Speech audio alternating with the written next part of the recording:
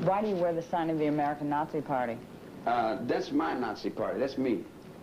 What does it mean? It means I've been locked up in here since 1943. That I'm standing behind the judges in Nuremberg.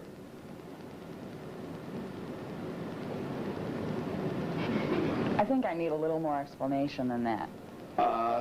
There's a line that the judge sets on. There's a premise of crime that the Supreme Court sets on, that the government and the crosses set on. I have been behind the judge since 1943. In the infinite consciousness of those black robes, I have been on the dark side of the world you people live in for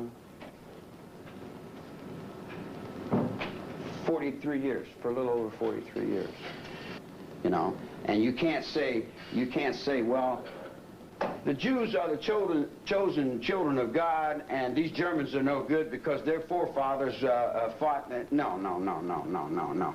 The Germans are no worse than the Jews, and the blacks are no worse than the Mexicans, and the Mexicans are no worse than the Filipinos, and the Filipinos are no worse than the Chinese.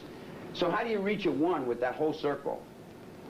How do you reach a one with that whole circle? How do you have peace on this earth? You can't have peace on this earth unless you let Second World War die.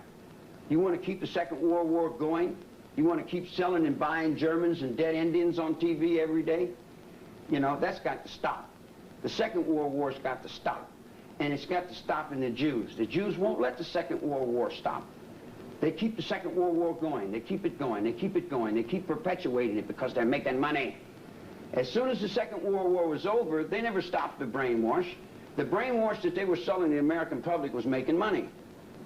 You see what I'm saying? They were making money. They're not going to stop making money. If the combination's there to make money, they're going to keep selling it.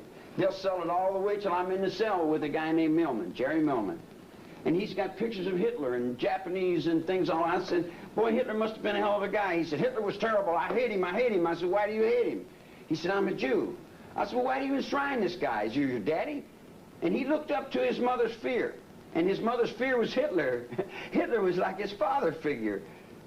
He loved Hitler, but he hated Hitler. He needed Hitler to hold him up, because Hitler was holding his hate up, because without his hate, he didn't exist. He didn't have no reason to live unless he had some hate. He didn't have any reason to buy and sell unless the money held him up. If you took the money away from him, you took the hate away from him, he'd be gone. So how do you communicate to a whole group of people? You stand up and you take the worst fear symbol there is and say, there, now I've got your fear.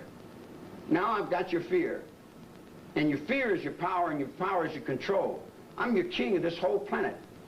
You think the world's going to forget about you? Which world? Every person in here is a world. This united world of America. You think it's going to forget about you now and move on? Forget. That's better. Ping, boom. We're trying to unify Germany now. Look here.